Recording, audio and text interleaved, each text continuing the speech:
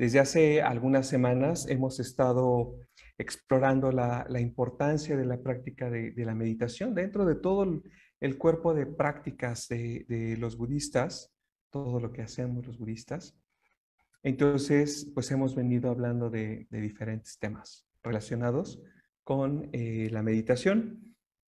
Hace un par de semanas, bueno, hemos venido hablando desde la postura, ¿no? La ética, cómo, qué tiene que ver con la práctica de meditación,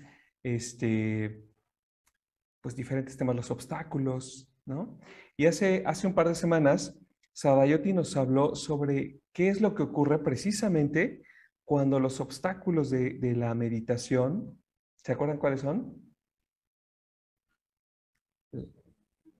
El deseo de experiencias sensoriales, la duda, la distracción, la aversión, la pereza, el letargo, exactamente. ¿Qué es lo que pasa cuando terminamos una práctica de meditación, decimos, híjole, es que estuve distraído, tuve sueño, etcétera? ¿Qué pasa cuando todos esos obstáculos cesan, se suavizan, disminuyen, ¿no? Entonces ella nos hablaba de cómo cuando eso ocurre, cuando esos obstáculos cesan, ocurren ciertos estados de absorción meditativa que se caracterizan por una sensación de gozo, ¿verdad? De gozo que puede ser sutil, ¿no? Penetrante. Y son estos estados de absorción meditativa que tradicionalmente se conocen como dhyanas, ¿verdad? Entonces Adayoti ofreció ahí una presentación precisamente de estos estados de absorción meditativa. Ahora, para los que no escucharon esa charla y para que puedan ubicar un poquito mejor, a veces cuando estamos meditando pueden ocurrir, podemos pensar como de manera espontánea, ¿no? Surgir ahí en nuestra meditación sentimientos, como decía, de dicha, que pueden ir desde un moderado placer, ¿no? Así como, ay, ¿no? Y alegría hasta un éxtasis, ¿verdad? Así como desbordante, como abrumador, ¿no? Tienen ahí un espectro muy amplio estas experiencias. Son experiencias sí profundamente hermosas. Sí los reconocemos como algo así, que es algo bello, que es algo hermoso. Y surgen como ciertos síntomas, podemos decir, ¿no?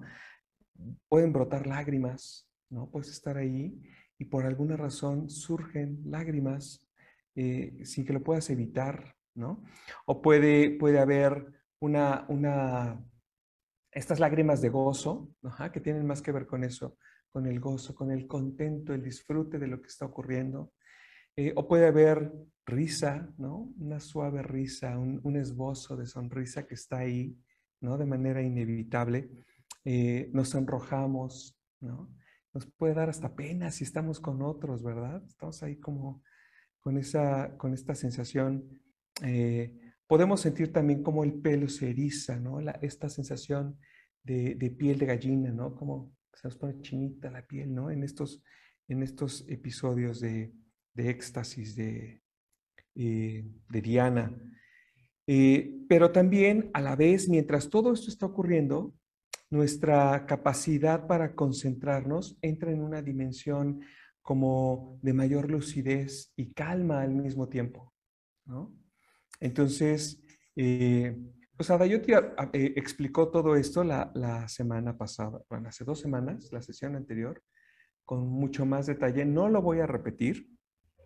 Mejor quiero invitarlos a que si quieren ver, ¿no? De qué se trata o recuperar qué fue esa charla, pueden ver en el canal de YouTube. Ahí está publicado ese video precisamente sobre estas experiencias que llamamos Diana.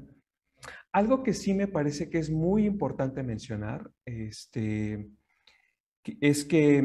los budistas no nos sentamos a meditar con el propósito de tener esas experiencias de Diana. Ajá.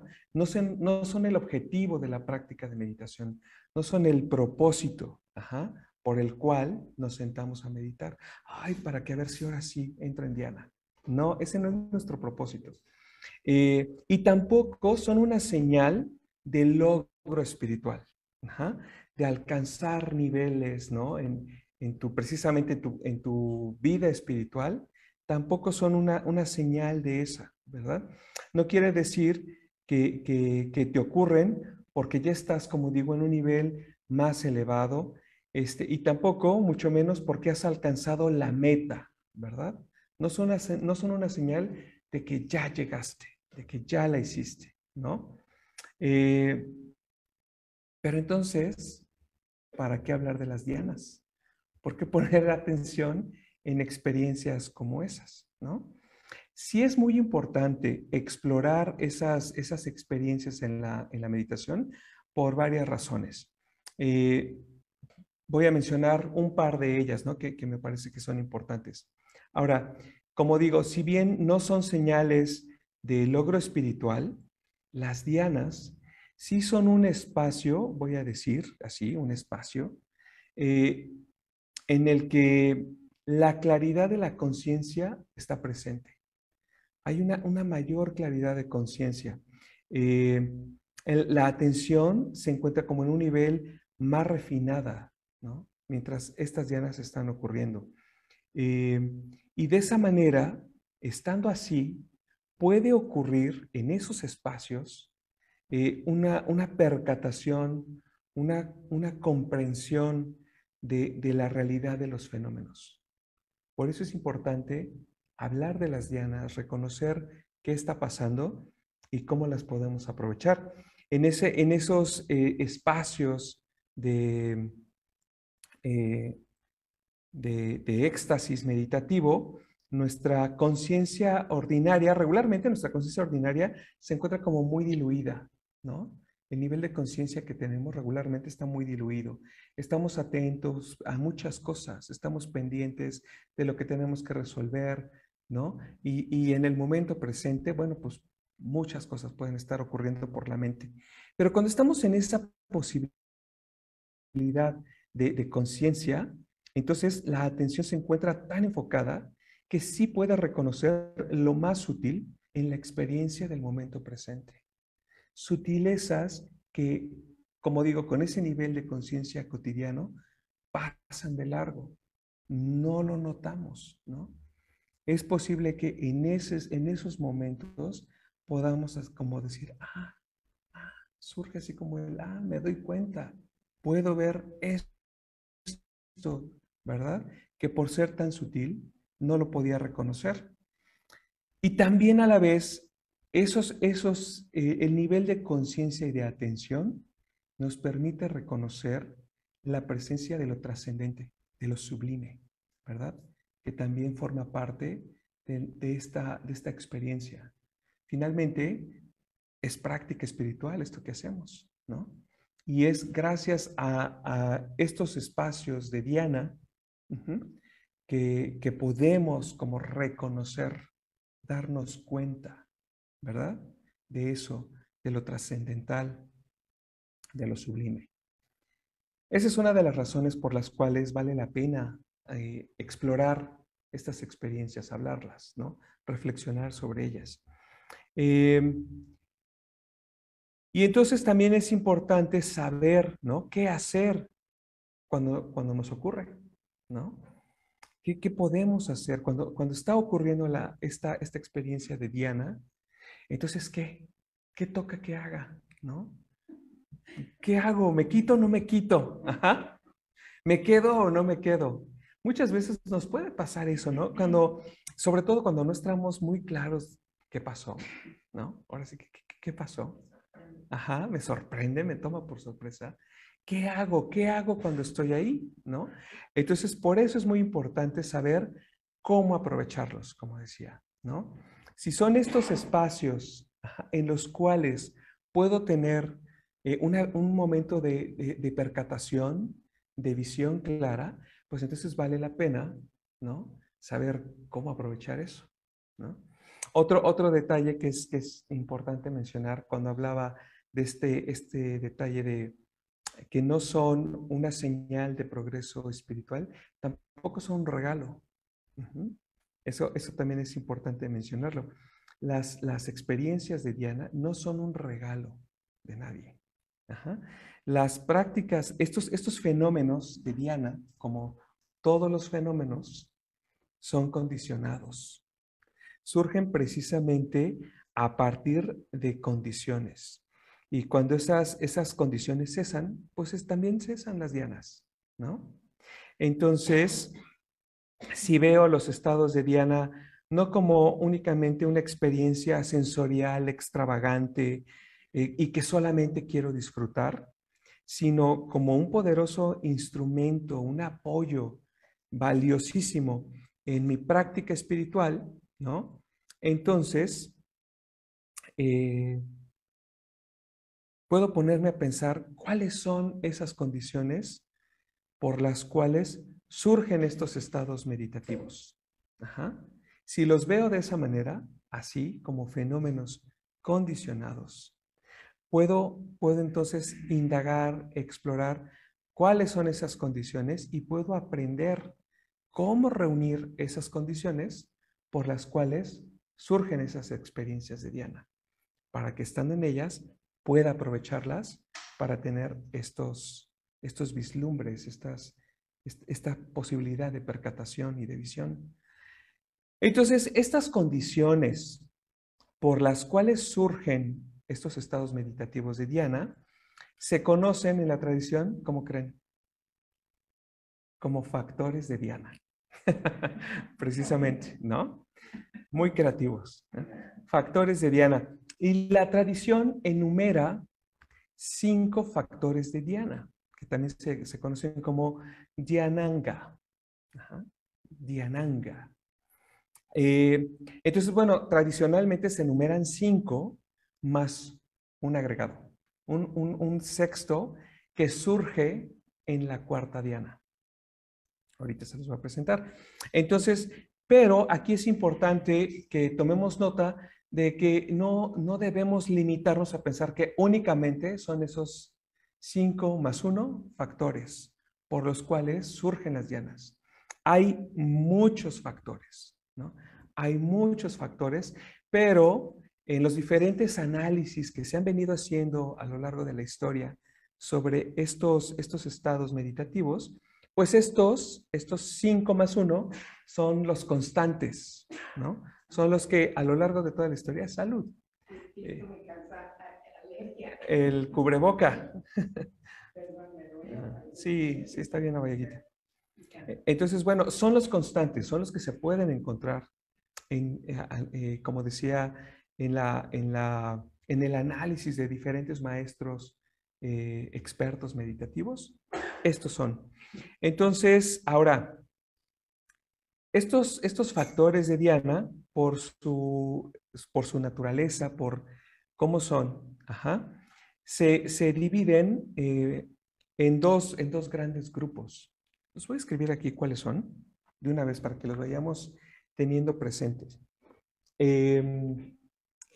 Como decía, se dividen en dos grandes grupos que se les llama como frescos o cálidos. Ajá. Entonces, de manera general, estos son, atención,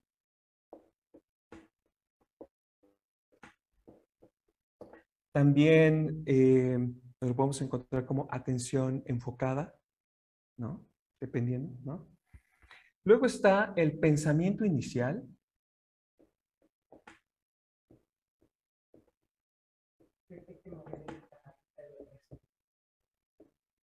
La patita de atrás. ¿Sabes qué? La idea es para que también vean que no les dé el charolazo. Pensamiento inicial. Después está el pensamiento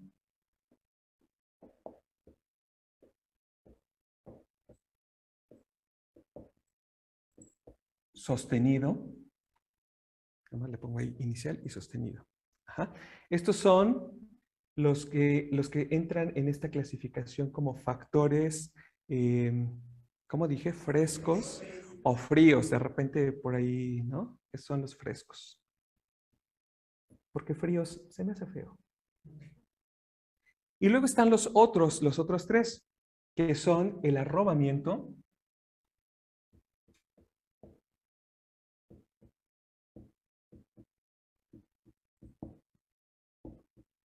y la dicha. Esos son los cinco que decía, ¿no? Y el invitado es la ecuanimidad. No el invitado, es el plus. Sí, la ecuanimidad. ¿Por qué se imaginan que son fríos o frescos y los cálidos? Apenas como que la base, ¿no? Porque nos está sucediendo en un inicio. Ajá. Cálido es cuando ya te sientes, ya entraste, creo, Diana, Ajá. como si te abrazara. Y que ahí están. Ajá. Bueno, puede ser. Ajá. Otra idea, ¿no? Se les llama como frescos o fríos porque estos tres primeros son básicamente nuestras capacidades cognitivas. Ajá. Hacen referencia a nuestras capacidades cognitivas, la atención y el pensamiento. Y los otros tres son predominantemente emocionales. Entonces también se les puede, como de manera más teórica, agrupar así como cognitivos y emocionales. Ajá. Entonces, bueno, esa es como la manera en la que tradicionalmente se agrupan estos factores de Diana.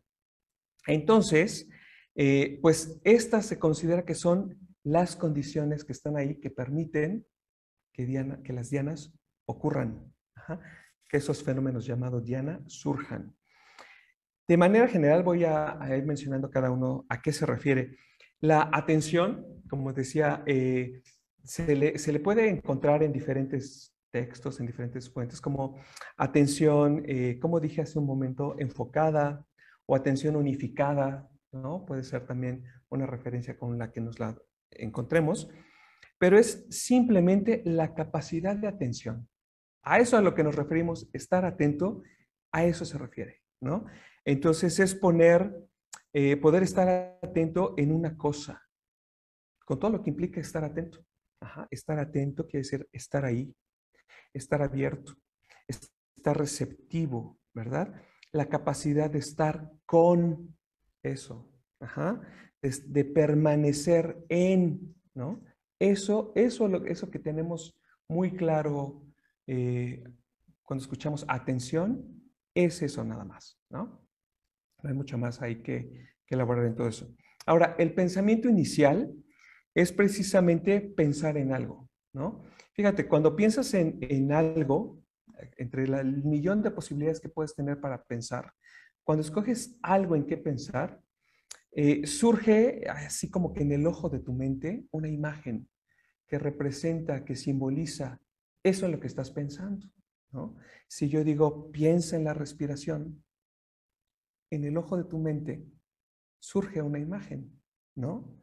No sé, cómo sea, tal vez la nariz y puede ver como una representación del aire que entra y sale, ¿no? Ese es el pensamiento inicial, ¿no? Ujú.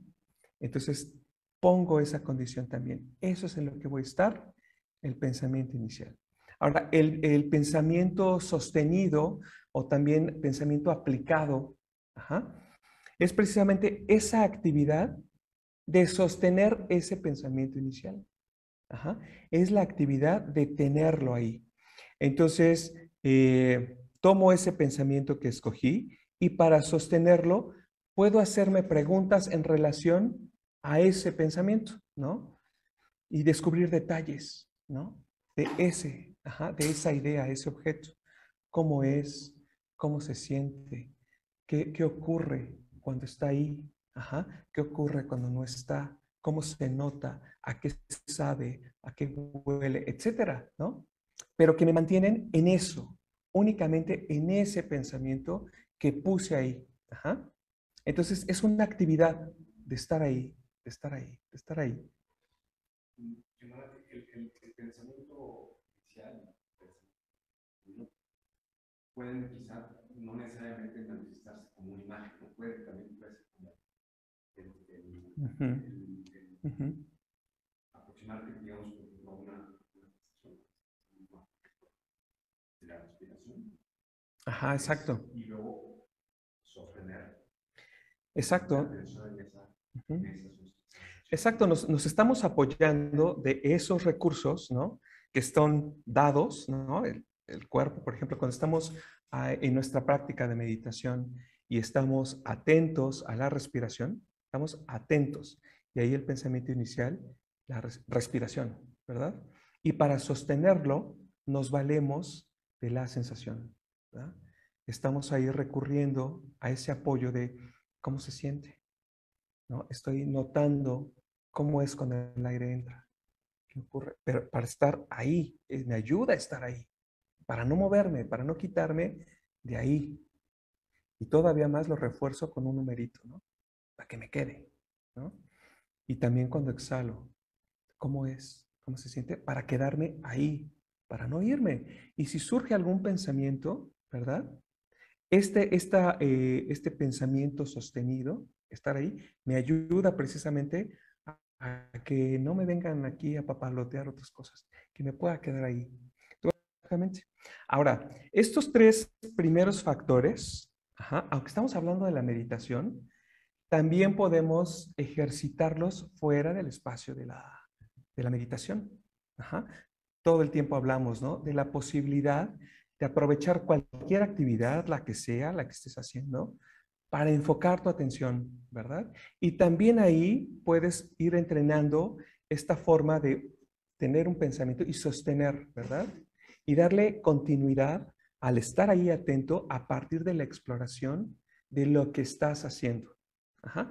Como así como la respiración, bueno, ¿qué otros, qué hay en cualquier otra actividad que estés llevando a cabo, ¿no? Que en el barrer, ¿no? Notar la tensión, ¿verdad?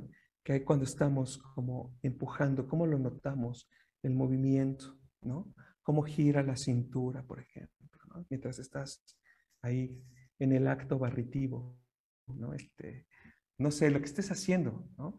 Entonces, estas tres factores, como digo, finalmente, como decía, nos hablan precisamente de cómo es nuestro pensamiento. Ujú. Y podemos ejercitarlos, como decía, fuera de la meditación, ¿no? De manera que si vamos como habituándonos a hacer eso en los actos de la vida cotidiana, en el momento de meditar, podemos estar como más, pues más entrenaditos, ¿no? Más preparaditos, así de pongo aquí la atención, ajá, y voy sosteniendo la atención por medio de este pensamiento sostenido que va acompañando, ¿no? Y que le va dando sentido a la atención, ¿verdad? ¿Atención en qué? La respiración. Ajá. Y solo la respiración. Y me quedo ahí y permanezco. Ahora, a partir de esto, ajá, surge este otro factor, ya entramos a los calientitos, ¿verdad? A estos factores cálidos que tienen más que ver con nuestras facultades emocionales. El arrobamiento, fíjense, en este proceso como de ir integrando nuestras capacidades cognitivas durante la meditación, de estar llevando la atención, el foco ahí, puede llegar a un punto en que este proceso de integración se exprese con una sensación de placer corporal. Como nos podemos encontrar con esta sensación que puede ser predominantemente física, bueno, que de hecho es predominantemente física porque se registra en el cuerpo, ajá, aunque no en su totalidad, pero predominantemente sí. Y entonces ahí nos podemos reconocer como físicamente emocionados, como felices, ¿no? Nos encontramos así con el que, qué sabroso me está sabiendo estar aquí, de esta manera, así. Entonces, tradicionalmente se reconocen como 5 niveles de arrobamiento, ¿no? De, que te puede ocurrir, ¿no? Puedes notar como los síntomas, ¿no? Como que, y se van volviendo cada vez un poquito como más amplios, ¿no? Eh, Podemos empezar como simplemente notar esa sabrosura, como un cosquilleo en el cuerpo, ¿no? Notar, como decía hace un rato, la piel de gallina, cómo la piel se te pone chinita, sientes tal vez cómo se te eriza el cabellito, como por acá atrás, por la nuca, ¿no? Que es, ¿no? Esa sensación, ¿no? Otro nivel, podemos decir, es como pequeñas sacudidas, ¿no? Cuando entramos ahí y recibimos, estamos receptivos a esa experiencia, puede crecer, ¿verdad? Entonces podemos notar como de repente sientes como, sí, tal cual, una sacudidita, como un empujoncito como de energía que te tiene ahí, que de repente llega, ¿no? Y si te mantienes receptivo, pero al mismo tiempo enfocado, que estás ahí, puedes notar una especie como de oleadas de energía que surgen, que llegan, ¿no? Hay la imagen de como olas, ¿verdad? En una playa que están ahí, ¿no? Los puedes reconocer que están ahí, ¿no? Y hay otro, el siguiente nivel, que es avasallador, y es como, la imagen es como cuando entra una marea de súbito a una caverna, ¡fras! E inunda, pero de golpe, ¿no? Como algo que cae y llena completamente, y cada espacio queda lleno ahí, ¿no? De eso, y es, wow, ¿no? Dices, ¿qué onda? ¿No? De golpe, ¿no? Ese es el otro nivel, ¿no? De arrobamiento. Todo esto es arrobamiento. Y puede ser, como digo, muy físico. Lo registras, lo notas en el cuerpo mismo, ¿no? Es muy difícil hablar como cuál es la sensación al nivel de los sentidos, pero lo cierto es que sí lo sientes en el cuerpo. Está ocurriendo, lo percibes aquí, lo notas aquí. Y este último, como de los niveles de arrobamiento que se habla tradicionalmente, es esta sensación de ser transportados por el aire. Viene una sensación como de ligereza, ¿no? Que sientes que es como que te elevas, te levantas, que levitas, ¿no? Hay quien dice que efectivamente eso incluso llega a pasar, ¿no? Que el cuerpo por ahí se levanta. Ahora, fíjense, estas experiencias de arrobamiento, estos niveles, eh, bueno, se presentan en diferentes tradiciones espirituales, no solamente en el budismo, ¿no? Nada más déjame completar Arturo, hay personas, ¿no? En otras tradiciones espirituales, sabemos de muchos santos, por ejemplo, de la Iglesia Católica, Santa Teresa de Ávila, ¿no? San Juan de la Cruz, que tenían estas experiencias, ¿no? Hace tiempo veíamos a Dayot y yo una serie sobre la vida de Santa Teresa y la verdad es que sí nos daba risa, porque las monjas con las que vivía ya estaban así como que muy ciscadas, ¿no? Que de repente estaban ahí y la monja empezaba a levitar, ¿no? ¿Qué onda? ¿No? ¿No? Era como muy simpático esa imagen. Ubican este cuadro de Salvador Dalí que se llama El Cristo de San Juan de la Cruz, precisamente, que es una perspectiva de la cruz, ajá, vista desde arriba. El mismo San Juan de la Cruz hizo un dibujo. Ajá. Es como la versión de Salvador Dalí de ese dibujo de San Juan de la Cruz, ¿no? Y sin que lo diga, ¿no? Propiamente San Juan de la Cruz no está por ahí en su diario, pero es precisamente como ver esa experiencia de levitación y es la perspectiva del Cristo que estaba en su pared desde acá, ¿no? Bueno, por ahí va. Entonces ya entendemos más o menos este tema del arrobamiento, que es el otro factor, ¿no? Que surge ahí.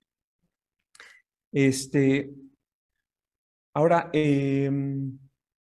hasta este punto todavía todo este nivel de experiencias que podemos encontrar en Diana, se puede decir que siguen siendo burdas en cuanto a que son muy físicas, ¿no? Y las notamos en el cuerpo, ¿no? El siguiente factor, que es precisamente el de la dicha, es más sutil y es más ligera. Ujú. Aunque es menos dramática que el arrobamiento, por lo que les decía, es más intensa porque es más íntima. Ajá. como que abarca aspectos de tu persona, de tu experiencia, que son como más, así, más adentro, más íntimos. Entonces, la tradición compara, por ejemplo, el arrobamiento con ese sentimiento de anticipación cuando estás a punto de tener algo que siempre has querido, como cuando estás ahí, ¿no? ¿No? Ay, ya viene, ¿no? Y la dicha es como cuando ya lo tienes. Ajá. Cuando ya está aquí. Ya llegó, ahí está.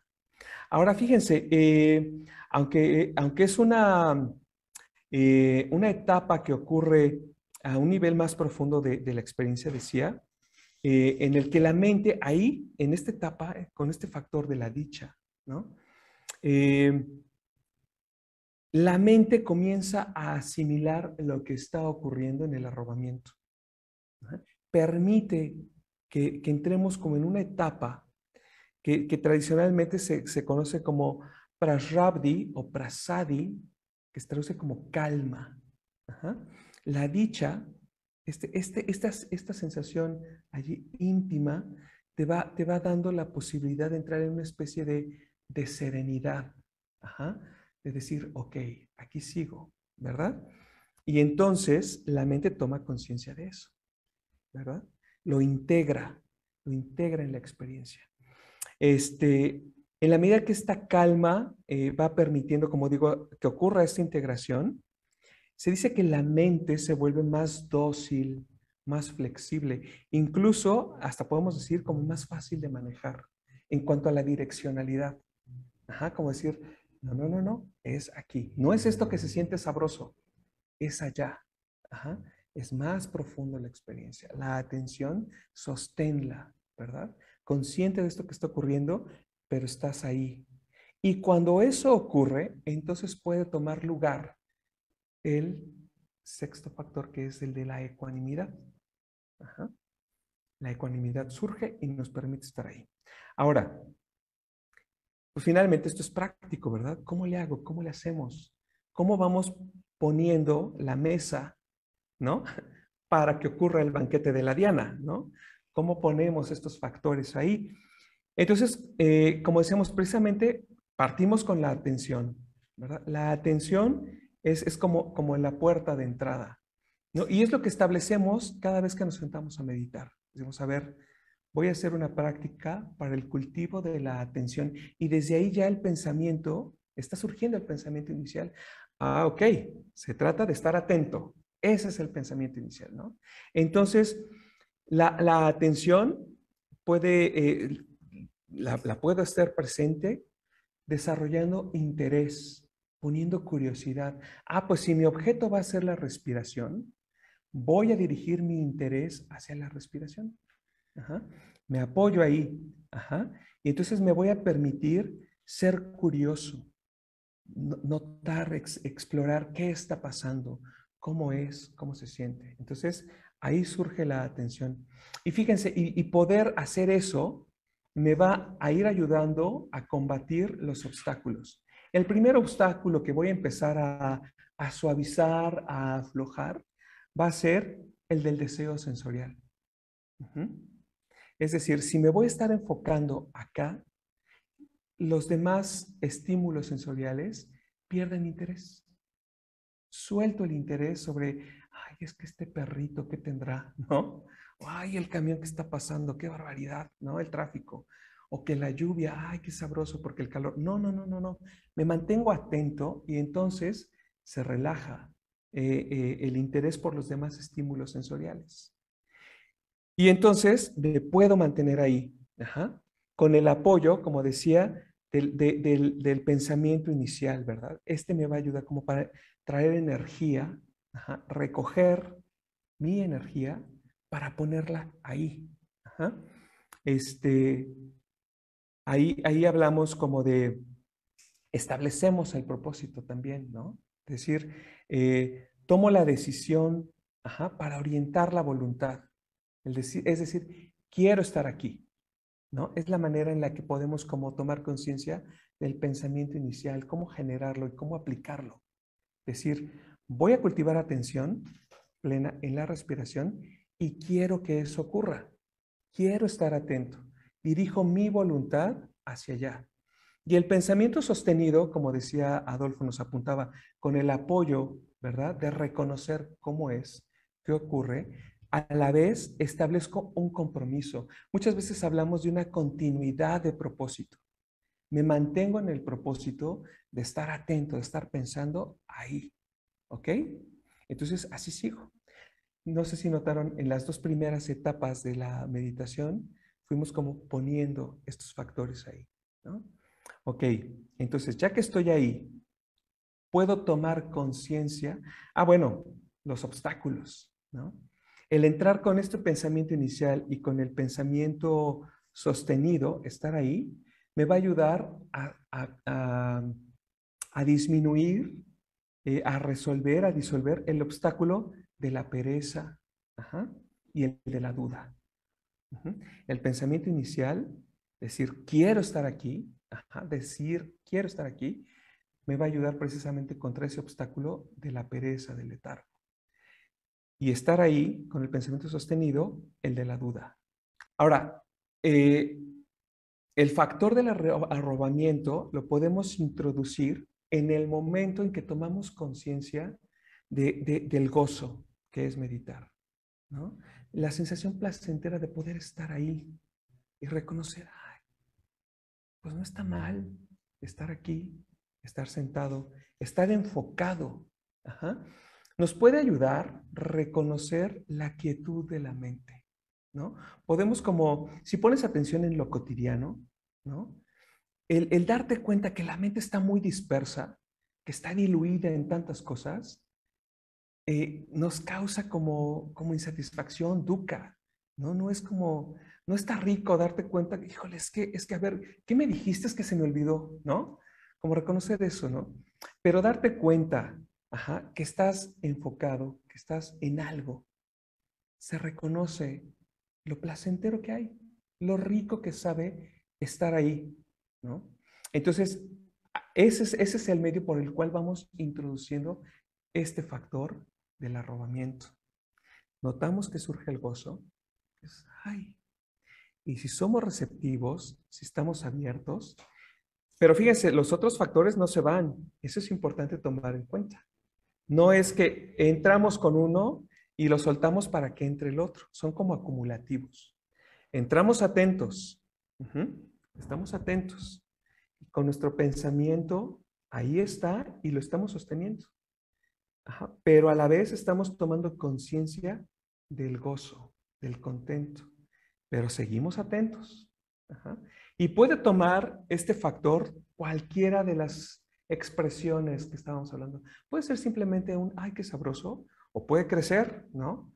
Sí puede empezar a sentir como estos síntomas, ¿no? Puede ser que no, no importa. Simplemente notar el gozo, el contento de estar ahí, de esa quietud. Ujú. Y entonces ahí es cuando le abrimos espacio precisamente al notar la paz de la mente enfocada, ajá, la serenidad que hay en las emociones por estar ahí, por estar quietos, porque el cuerpo puede estar quieto y está cómodo. Y estoy muy consciente de eso. Ajá, estoy presente. Y esa sensación es así, serena, tranquila.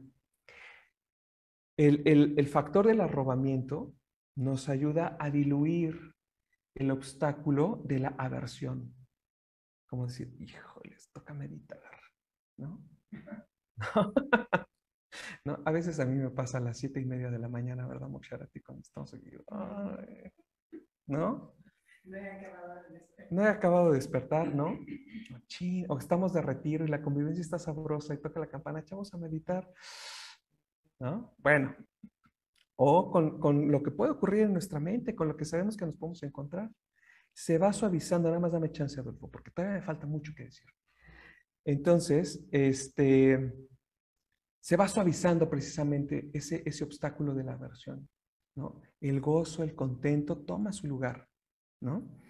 Y precisamente este factor de la paz, de la dicha, ajá, suaviza, anula el obstáculo de la ansiedad, de la inquietud. Entonces, ahí es precisamente cómo estos factores, al irlos introduciendo, nos va ayudando precisamente a que ocurra eso, ¿no? Que los obstáculos se suavicen. Ajá.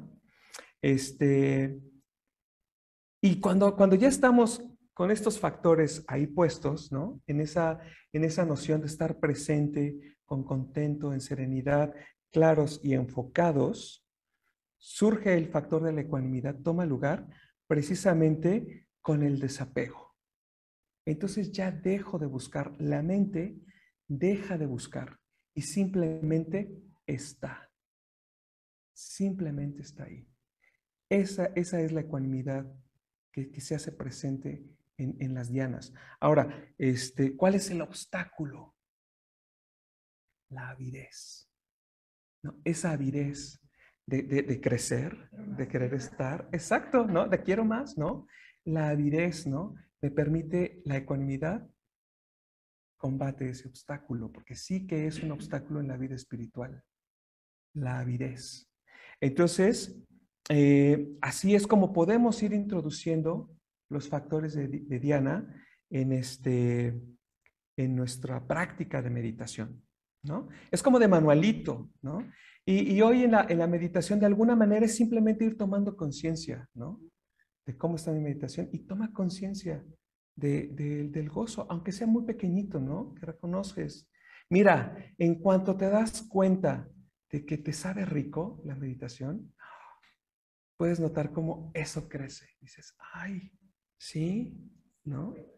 Y ahí está, exacto, y aquí estoy, ¿no? Aquí estoy y está pasando, ¿no? Pero mira, con que lo notes, así, aunque sea muy pequeñito, ¿no? Y que le abras espacio también a la conciencia, a esa tranquilidad. Decir, mira qué tranquilo estoy. Cuando estoy aquí enfocado, qué tranquilo. Y es solamente tomar conciencia de eso.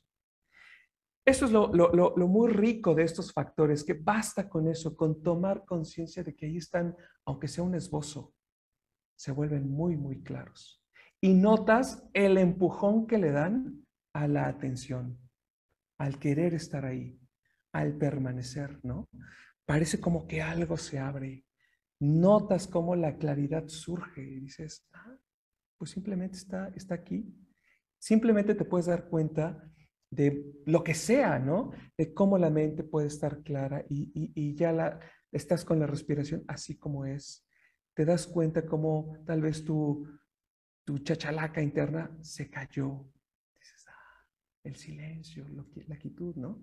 En fin. Y ya estás en la tercera diana. No, fíjate que hasta ahí estamos en la primera. La primera, pero todavía, Ajá. cuando ya no hay pensamiento que Sí, sí, sí. cuando logras que ya Exacto. finalmente.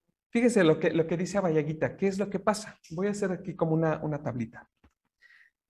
Cuando estamos, ya que tenemos hasta aquí, estos factores, los 5, ajá,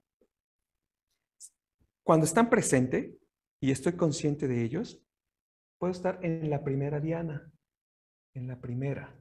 Ajá. Ahí está muy presente la atención, ajá, la atención, el pensamiento inicial, el pensamiento sostenido, el arrobamiento y la dicha, ¿no? Pero a lo mejor no hay arrobamiento como tal, a lo mejor se presenta ya directamente. No, por eso digo así como el gozo, ¿no? Están ahí, ¿no? Ahí están. Eso es la primera diana. En la segunda diana, sigue presente la atención, pero ya soltamos el pensamiento.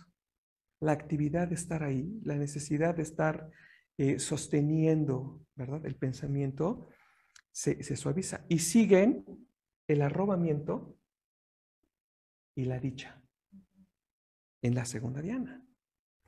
En la tercera diana, precisamente, fíjate, la dicha tiene una actividad muy bonita.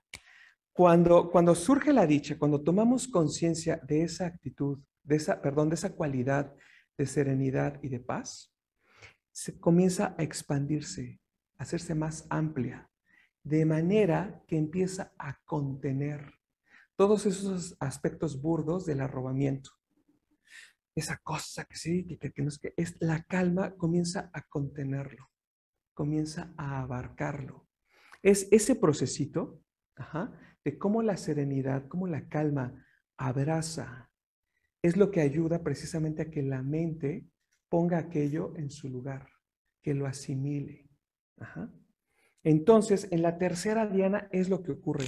La atención, gracias a que la atención sigue presente, me ayuda como a reconocer esto que está ocurriendo, cómo la calma está abrazando a aquello que es el arrobamiento. Entonces, en la tercera diana sigue presente la dicha. Ajá, en esta cualidad de calma. Para la cuarta diana, entonces este proceso sigue presente, perdón, la atención, y entonces lo que surge es la ecuanimidad. Hasta acá, hasta la cuarta diana. Entonces ya todos estos factores ya no fueron necesarios en el surgimiento para el surgimiento de la cuarta diana. Fíjense, precisamente, ¿qué es lo que pasa? Ahora, estos factores, nosotros tenemos la posibilidad y la capacidad de irlos estableciendo desde el principio. La presencia de la atención constante, la atención jamás se va, ni de la cuarta, pero ni de la quinta, ni de la sexta, ni de ninguna. La atención acompaña todo el proceso. Y es precisamente cómo se van informando y cómo van estos factores haciéndose presente y tu conciencia y tu atención la que te va permitiendo soltar cada una de las dianas para dar paso a la que sigue. Ajá.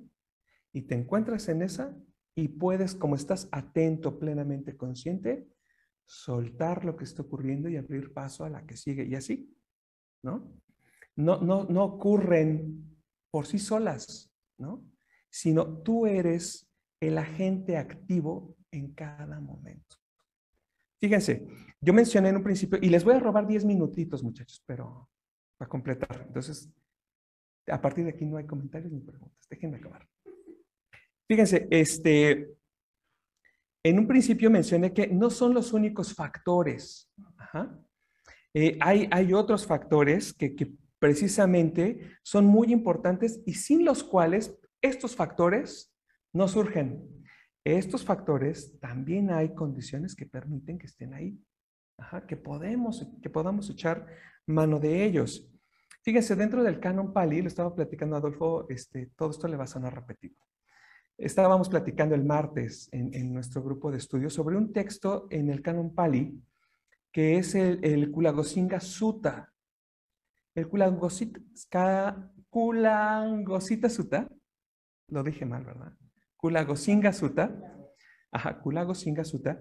Es un texto en el que se narra una historia en la que el Buda visita una pequeña comunidad de sus discípulos, ¿no? Es una pequeña comunidad formada por 3 monjes y que ellos mismos se describen como diferentes en cuerpo, pero uno en mente.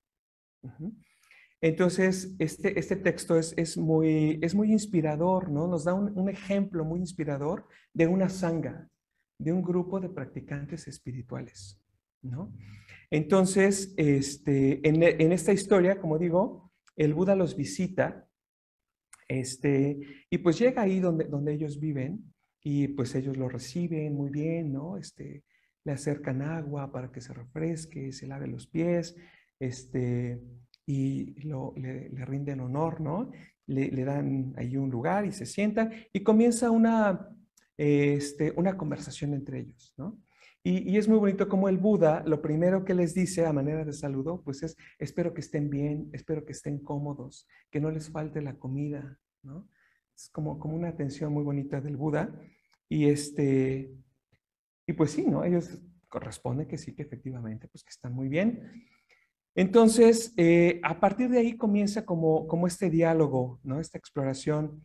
Y el Buda les dice, ¿no? Después de este saludo, dice, espero que ustedes vivan en concordia, con aprecio mutuo, sin disputar, así como se mezcla la leche y el agua, sin conflicto, ¿no? Naturalmente, sin resistencia, ¿no? Considerándose con cariño, considerándose mutuamente con cariño. Y entre ellos hay uno que es el que toma la palabra, que se llama Anuruddha. Y él le dice que, pues sí, ¿no? Efectivamente, que así viven, así están, viven en concordia, con aprecio mutuo, sin disputar, ¿verdad? Como se mezcla la leche con el agua, considerándose con cariño. Entonces le pregunta el Buda, sí, ¿y cómo hacen eso? ¿No? ¿Cómo es que eso pasa? Entonces Anuruddha le dice, bueno, pues para mí es una ventaja, es una gran ventaja, y pongan atención en eso, es una gran ventaja vivir con tales compañeros en la vida santa. Ajá. Entonces, y además a eso añade que con ellos mantiene acciones de cuerpo, habla y mente con base en meta. Entre ellos, las acciones de cuerpo, habla y mente tienen como base meta, bondad ilimitada, ajá, tanto en público como en privado. Y toman siempre la oportunidad de dejar a un lado lo que él desea hacer. Anuruddha decía esto. Siempre tomo la oportunidad de hacer a un lado lo que yo quiero hacer para hacer lo que desean mis amigos. Por eso es posible, por esto, que vivan en aprecio mutuo, en concordia, ajá, considerándose con cariño, ¿no? Esta es una base, ¿no? El trato, la convivencia con base en meta. Entonces el Buda lo felicita, ¿no? Y le dice, pues sí, muy bien, ¿no? Y añade, y espero entonces que ustedes permanezcan diligentes, apasionados y resueltos, ¿no? Y Anuruddha le dice, sí, así vivimos, ¿no? Sí vivimos diligentes, apasionados, resueltos. Entonces, nos apoyamos, cuando el Buda le pregunta, bueno, ¿y cómo le hacen? ¿Cómo es que viven así? Pues contestan, ¿no? Que se apoyan resolviendo los temas prácticos de la vida, ¿no? Salimos por la limosna de la comida y de regreso, el que llega primero prepara para todos los demás, ¿no? Pone los lugares, prepara el agua, ¿no? Y van dejando la comida para que cuando llegue cada uno, pues cada quien, pues coma. Y el último, pues simplemente, ¿no? Sin que nadie se lo pida, él se encarga de recoger, de barrer, de lavar y que quede todo listo. Entonces, pues el Buda le felicita, ¿no? Ya, pues qué bueno. Y viene una pregunta que es muy importante. Y les pregunta, ¿han logrado algún estado de percatación, de un esbozo de visión clara? ¿Y qué creen que le dice a Anuruddha? Pues que sí. Dice, no, sí, también, ¿no? O sea, puro check, ¿no? Con esta comunidad. Dice, sí, dice, en cuanto a esto, fíjense la respuesta. Dice, venerable Señor, siempre que queremos, lo voy a subrayar, siempre que queremos, bien apartados de los placeres sensuales, apartados de los estados insanos, entramos y permanecemos en la primera dhyana. Dice que está acompañada de pensamiento aplicado y pensamiento sostenido, con éxtasis, gozo, surgidos del apartamiento. Venerable Señor, este es un estado sobrehumano, una distinción en visión clara. ¿Se dan cuenta? Le habla precisamente de eso. Pero fíjense, siempre que queremos, ¿no? Lo que yo decía, nosotros somos agentes activos de que estos estados meditativos surjan, ¿no? Y aquí habla precisamente de esto, ¿no? Cómo se reúnen y ya bien apartados, dice, de los placeres sensuales, de los obstáculos, ¿no? Se apaciguan los obstáculos y estamos en la primera dhyana, ¿no? Y estamos ahí pues todo el tiempo que queremos, en la primera dhyana. Entonces el Buda le dice, muy bien, ¿no? Y entonces, y han encontrado precisamente, dice el Buda, si han podido ir adelante de la primera dhyana. Dice, ok, han podido entonces ir adelante de la primera dhyana por hacer que mengue la primera dhyana. Ajá. La pregunta del Buda es esa. No solamente te dejas ir, ¿no? Sino que tú puedes hacer que la primera diana, como yo decía, ok, mengue y venga la siguiente, ¿no? Entonces le responde a Anuruddha de forma similar. Dice, siempre que queremos, otra vez, con el acto de calmar el pensamiento aplicado, fíjense, aquí ya se calmó, ya no está. Ya no está el pensamiento aplicado, tampoco el pensamiento sostenido. Entramos y permanecemos en el segundo dhyana. ¿Mm? Con el apagarse el éxtasis, ya no hay, se apaga el arrobamiento, solamente es calma. Esta palomita era de acá. Bueno, entramos en la tercera dhyana y permanecemos ahí. Y con el abandono ya de esto, fíjense, dice, con el abandono del placer y del dolor, entramos y permanecemos en el cuarto dhyana. El abandono del placer y del dolor habla de eso, de la ecuanimidad. Surge la ecuanimidad y entonces estamos en la cuarta dhyana. Dice, venerable Señor, este es un estado sobrehumano, otra distinción en visión clara, ¿no? Entonces, y sigue, ¿no? Sigue por ahí la charla y hablan de otros temas, pero yo quería hablar precisamente porque en este fragmento de la historia habla precisamente de estos estados de dhyana. Bueno, y habla de los otros estados de dhyana más adelante, ¿no? Entonces, en resumen, quiero como destacar algunos puntos que decía, hablando de otros factores que son necesarios para el surgimiento de dhyana. Primero, la importancia de practicar en compañía de amigos. Practicar en compañía de amigos, así como estos tres monjes, que son un ejemplo precisamente de los rasgos de eso a lo que llamamos amistad espiritual. Con base en respeto mutuo, en armonía, ¿no? Tenemos que, y muchas veces tenemos que admitir que nosotros no vivimos en esa dinámica, ¿no? Es muy significativo cómo destaca Anuruddha, ¿verdad? Es para mí una gran ventaja. La ventaja es que esto es posible porque estoy practicando con otros, porque ellos me permiten poner en marcha ciertas cualidades de atención hacia los demás que hacen posible que estos factores surjan. Ahora, precisamente con base en la conducta de meta que hay entre ellos, también te puedes imaginar que no hace falta estar como atentos a cuidar su sensibilidad ética. Ni siquiera se menciona, ¿verdad?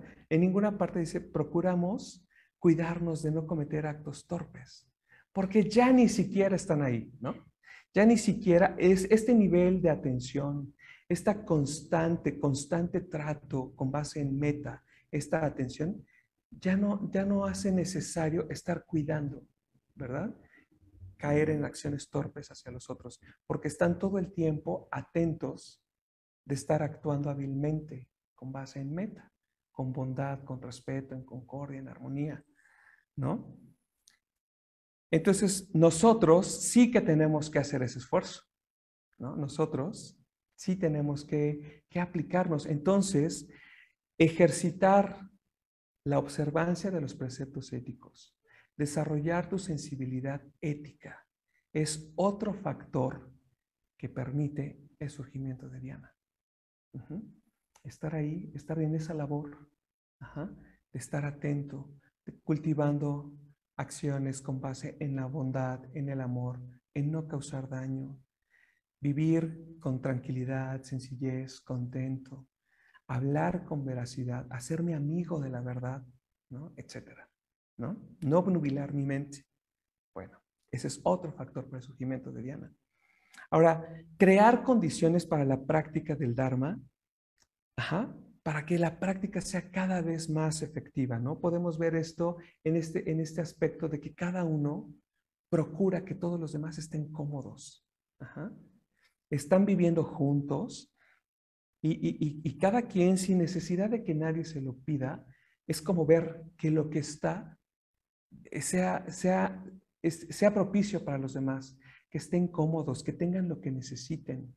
Y de esa manera, las condiciones desde las más externas sean estén en beneficio de que su práctica sea cada vez más efectiva. Y nosotros también podemos hacer eso, estar atentos a los demás y crear condiciones para que se encuentren el Dharma. Y una vez encontrándoselo, lo que hay, como este espacio, sea propicio para la práctica, ¿no? Entonces, el último punto que quiero destacar es, si tú en tu vida ya te encontraste con el Dharma y de verdad consideras que es importante y significativo para ti, si tú realmente crees eso, no puedes menos que compartirlo. Es lo natural. Si para ti esto que te encontraste de verdad es importante, la respuesta es compartirlo. Y como decían ellos, aprovechar todas las oportunidades para practicar con otros. Para poder decir, así como dice Anuruddha, es para mí una gran ventaja estar con estos, practicar con estos amigos, ¿no? Porque es precisamente así, en esa dinámica de amistad y de compañerismo, que se practica la vida santa, como dicen ellos, la vida en el Dharma. Entonces, bueno, ya para cerrar,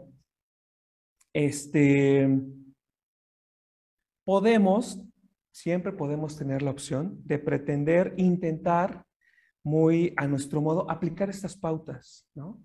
¿No? Sí se puede, como que de alguna manera tú, encerradito en tu casa, intentar este deseo de progresar en tu práctica de meditación, en tu práctica, en tu desarrollo, ¿verdad?